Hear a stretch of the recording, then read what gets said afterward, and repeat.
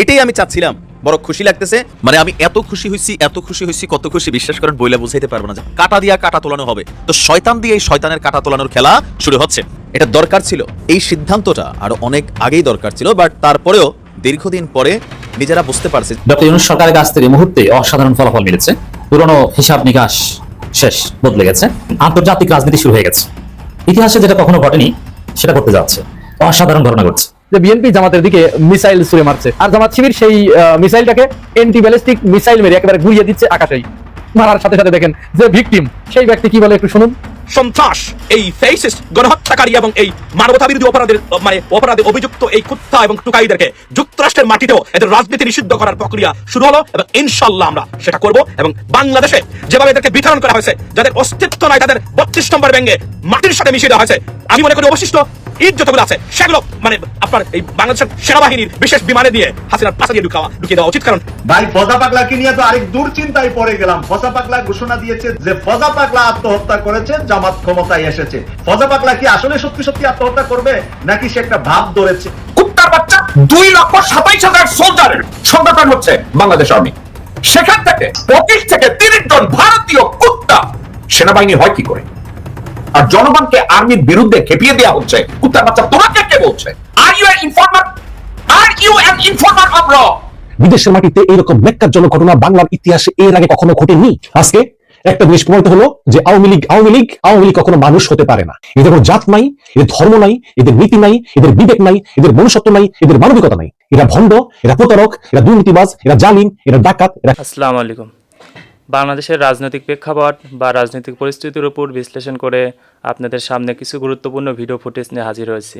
এমনকি দর্শক, আমি আশা করছি যারা ভিডিওটি অন করেছেন তারা ভিডিওটি না টেনে সম্পূর্ণ মনোযোগ সহকারে দেখবেন, তাহলে এই ভিডিওর মূল রহস্য বা আসল ঘটনাগুলো জানতে বা বুঝতে পারবেন।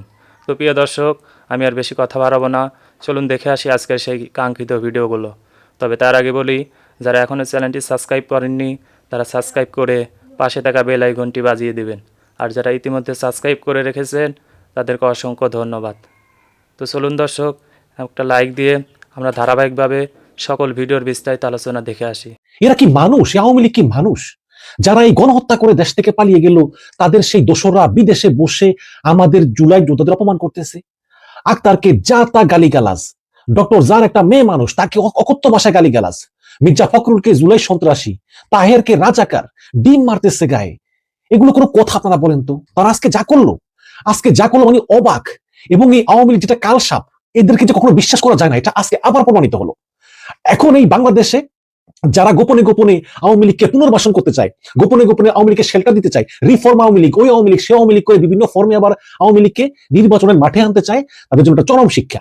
আমি বারে বলেছি যে আওয়ামী লীগকে 10 বছর নিষিদ্ধ করতে হবে। অনেকে বলতেছে যে না ভাই এগুলো আবার বলে মব। আজকে কি করলো আওয়ামী লীগ? মব না? এখন যারা মব বলে চিল্লান, আমিও বলি মব খারাপ, কিন্তু আওয়ামী লীগ কি করলো?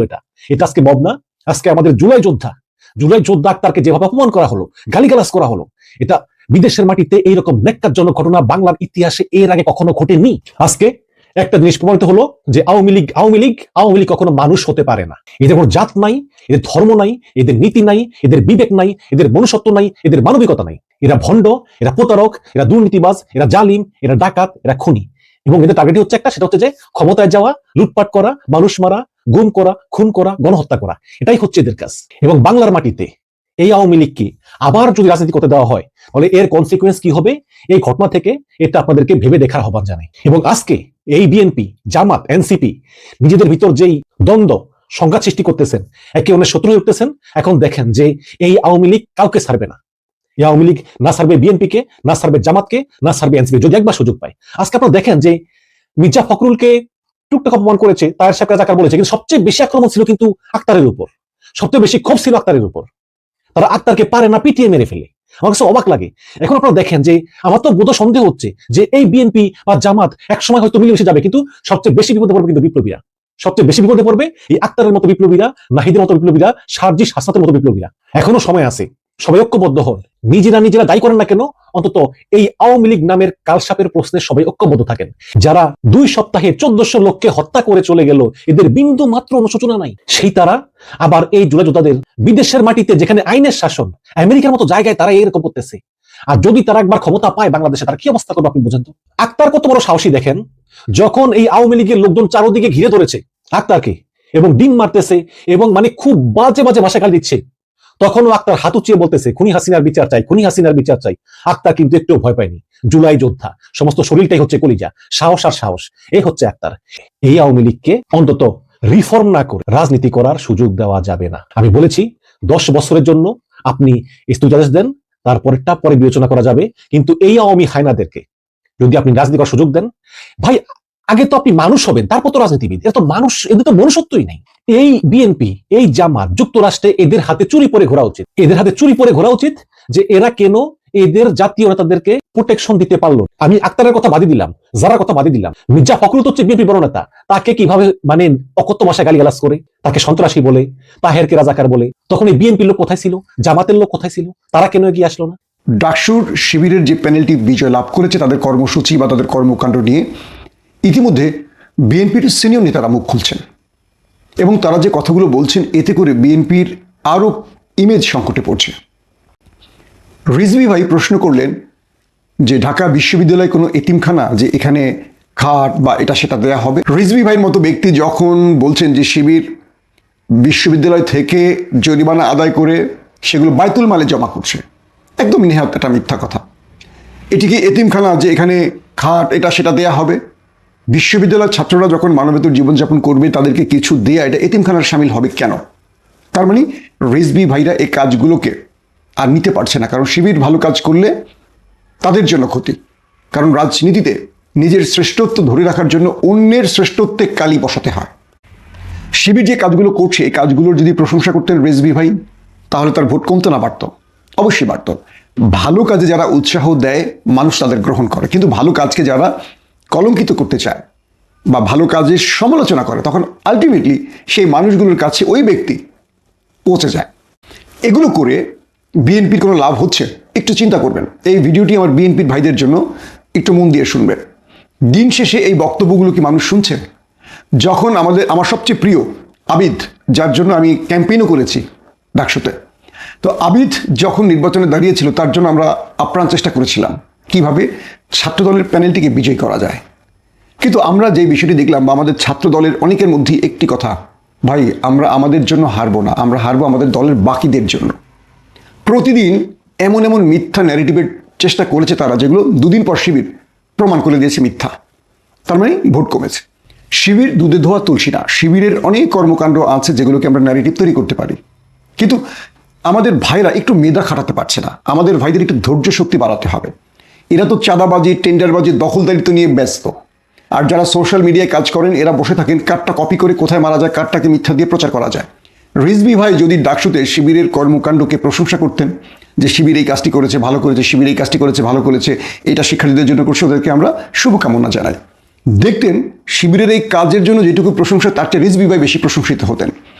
রিজভী ভাই প্রশংসিত হওয়া মানে বিএনপির 10টা ভোট বৃদ্ধি পাওয়া, তাই তো? কিন্তু আপনি এমন এমন বিষয় নিয়ে সমালোচনা করছেন যেগুলোর জন্য শিবিরের প্রতি শিক্ষার্থীরা খুশি, কিন্তু আপনি সমালোচনা করছেন। একটা ছেলে মাটিতে ঘুমোচ্ছে, তাকে বিশ্ববিদ্যালয়ের একটা ছেলে তাকে একটা চৌকি দিয়েছে শিবির, আপনি খুশি হতে পারছেন না, বলছেন এটা এতিমখানা। মানেটা কি? মানুষ বুঝতেছে যে আপনি হিংসা করছেন, জ্বলছেন, কষ্ট পাচ্ছেন। তার মানে রাজনীতিতে আপনি যে বক্তব্যটি দিচ্ছেন সেটা আপনার জন্য, আপনার দলের জন্য ক্ষতির কারণ হচ্ছে। তাহলে এই কাজটি কেন করবেন? প্রতিদিন বিএনপির ভোট কমছে, ছাত্রদলের পক্ষের সময় মানুষ কমছে, ছাত্ররা এখন আর সেই রাজনীতি করতে চায় না। ভাই আসেন একটা ভালো পরামর্শ দেয় আপনাদের। রাজনীতিতে সবচেয়ে মানে দীর্ঘমেয়াদী যে সলিউশন সেটি হলো আপনার কর্মীদেরকে পড়াশোনা করাতে হবে। আপনাদের কর্মীদেরকে রাজনীতির জন্য শুধু মাঠে স্লোগানে আর হাতে লাঠি নিয়ে মশাল জ্বালাও, পুড়ে ফেলাও, জবাই করো, এই স্লোগানের বাইরে একটা স্লোগান শেখাতে হবে। আপনার কর্মীদেরকে, যে কোনো পর্যায়ের নেতাদেরকে আগে শিক্ষিত করতে হবে। প্রিয় দর্শক, বিএনপি ছাত্রদল বা বাকি অঙ্গ সংগঠনকে বলবো, নেতৃত্ব তৈরি করতে হলে মেধাবীদের চয়েস করুন, যারা পড়াশোনা করে নিজ দল সম্পর্কে, অন্য দল সম্পর্কে, যারা একটি কথা বলার আগে 14 বার চিন্তা করে, যারা অপরকে আঘাত করার আগে বোঝে যে এই আঘাতের পরিস্থিতিতে বা এই আঘাতের পরিপ্রেক্ষিতে আমার উপর পাল্টা কি আঘাত আসতে পারে, যারা বিবেচনা বোধ নিয়ে রাজনীতি করে। মুনিয়াপা বলি, রুমিন ফারহানা বলি, ফজু পাগলা বলি, হাবিব বলি, আদার্স যারা রয়েছেন, প্রতিদিন এরা বিএনপির ভোট কমাচ্ছে, বাড়াচ্ছে না। তাহলে দিন শেষে লাভটা কার হচ্ছে? বিএনপির শত্রুদেরই তো লাভ হচ্ছে, ক্ষতিটা কার? বিএনপির। সব সত্য সবসময় বলতে নেই। আপনারা তো এখন দেশটাকে একটা অন্ধকার, আমি অনেকদিন ধরে বলছি, অন্ধকার জগতে নিয়ে যাওয়ার চেষ্টা করছেন। আর এখন দেশটাকে মানে একটা গৃহযুদ্ধের দিকে ঠেলে দিচ্ছেন। গৃহযুদ্ধ আপনাদের পছন্দ হতে পারে, কিন্তু বাংলাদেশের 20 কোটি মানুষের পছন্দ নয়। আপনারা হয়তো এখন অন্য কারো স্বার্থে কাজ করছেন। জিল্লুর রহমানের এই বক্তব্য কয়েকটা পার্ট আমি যদি ব্যাখ্যা করি। প্রথমত, সে বলছে এত বেশি কথা বলা যাবে না, এত বেশি কথা বলা ঠিক হবে না। So he is the proponent of digital security act. অর্থাৎ জিল্লুর রহমান দেশের জনগণকে ডেজিগনেট করে দিচ্ছে এটা দিয়ে কথা বলা যাবে আর এটা দিয়ে কথা বলা যাবে না। তাহলে জিল্লুর রহমান কি জনগণের পক্ষে, না হাসিনার পক্ষে, না ওয়াকারের পক্ষে? দর্শকবৃন্দ, অত্যন্ত কেয়ারফুলি আমার কথাগুলো শুনবেন। জিল্লুর রহমান বলছে আপনারা বেশি কথা বলছেন, অর্থাৎ অনলাইনে আমরা যারা কথা বলি, এবং হাসনাত আব্দুল্লাহ, আসিফ মাহমুদ, আমরা এবং পিনাকি ভট্টাচার্য, ইলিয়াস হোসেন, কনক সরওয়ার, এবং অনলাইনে আমি ওদের মতো তো এত ফেমাস না, আমি সাধারণ একজন মানুষ। আমরা যারা অনলাইনে কথাবার্তা বলি, সে বলছে আমরা অতিরিক্ত করে ফেলছি, এত অতিরিক্ত বলার আমাদের ঠিক না, আমরা বলতে পারি না। এর অর্থ হচ্ছে we have to ওবে the digital security act. এর অর্থ এই জিল্লুর রহমানের মতো লোকজনের কথায় ডিজিটাল সিকিউরিটি অ্যাক্টের মতো আইনটাকে ইম্পোজ করা হয়েছে। এক। দুই, সে বলছে ওয়াকারুজ্জামানকে আমরা সমালোচনা করতে পারি না। Zillur Rahman, Wakeruzzaman is a salaried employee of the Republic. জনগণের ট্যাক্সের পয়সায় জেনারেল ওয়াকারুজ্জামান পয়সা পায়, বেতন পায়, তার রেশন পায়। তো দেশের জনগণের ট্যাক্সের পয়সায় যেই লোক বেতন পায়, যে রিপাবলিকের একটা কর্মচারী, তাকে জনগণ সমালোচনা করতে পারবে না, তো কে সমালোচনা করবে? জিল্লুর রহমান। এক। দুই, থার্ড, আপনি জনগণকে আর্মির মুখোমুখি করে দিতে পারেন না। Zillur Rahman, either you are stupid, uneducated, impragmatic, or an Indian prostitute who is protecting the interest of India. কুত্তার বাচ্চা, 2,27,000 সোলজারের সংগঠন হচ্ছে বাংলাদেশ আর্মি। সেখান থেকে 25 থেকে 30 জন ভারতীয় কুত্তা সেনাবাহিনী হয় কি করে? আর জনগণকে আর্মির বিরুদ্ধে খেপিয়ে দেওয়া হচ্ছে। কুত্তার বাচ্চা, তোমাকে কে বলছে? তুমি কি বাংলা জানো, নাকি তুমি একটা অর্গানাইজেশনাল স্কিল সম্পর্কে তোমার লেখাপড়া আছে? তুমি বলছো I am sorry, I am really sorry, you stupid son of a bitch, you better be sorry for your action, you fucking idiot, are you an informer of র? তোমার মতো জিল্লুর রহমান ল্যাঙ্গট পড়া কুত্তার বাচ্চা, তুমি কি রয় সদস্য নাকি ডিজিএফআই বেতনভুক্ত?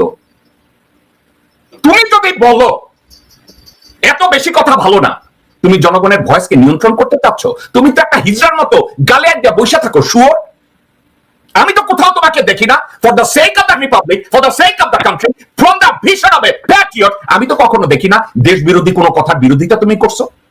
তোমার সামনে বসে জিল্লু, তোমার সামনে বসে লোকজন দেশ বিরোধী কথা বলে, তোমাকে প্রতিবাদ করতে দেখি না। জিল্লু, তোমার সামনে লোকজন বাংলাদেশের সংবিধান বিরোধী কথা বলছে, কোনো প্রতিবাদ তুমি করো নাই। তোমার সামনে জিল্লুর ইসলাম বিরোধী কথা বলছে, ইসলামকে ছোট করছে, আমি তোমাকে কখনো প্রতিবাদ করতে দেখি নাই। আজকে কুত্তার বাচ্চা, তুমি ওয়াকারের পুকিতে যখন ধৈর্য সবাই ঝাঁকি দিচ্ছে, তখন তোমার মুখ থেকে কথা বেরিয়েছে, আবার তুমি এই কথা বলার পরে আবার বলো I am sorry, I am really sorry, মাদারফাকার। কিন্তু বাংলাদেশের জনগণকে থ্রেট করার কোনো অধিকার কুত্তার বাচ্চা তোমার নাই। জনগণের পক্ষ বিপক্ষে গিয়ে দাঁড়ানোর মতো কোনো ক্ষমতা তোমার নাই। বাংলাদেশের সার্বভৌমত্বের বিরুদ্ধে দাঁড়ানোর, জেনারেল ওয়াকারের পক্ষে দাঁড়ানোর কোন যোগ্যতা কুত্তার বাচ্চা তোমার থাকা উচিত না, কোনো অনাসিনী তোমার থাকা উচিত না। আমি জানি না জিল্লুর তোমার প্রত্যেকটা কথার জবাব আমি দিয়েছি কিনা। কুত্তার বাচ্চা, if I see one more video, আমি তোমাকে উলঙ্গ করে ছাড়বো জিল্লুর। তুমি যে হিজড়া, তুমি যে হারুনের প্রপোনেন্ট, তুমি যে হাসিনার সাথে যোগাযোগ মেইনটেইন করতা, কুত্তার বাচ্চা, I have all those evidence. কুত্তার বাচ্চা, I will throw everything to the media. তুমি এখন ওয়াকারকে ব্লোজব দিতে গেছো। শুয়োর,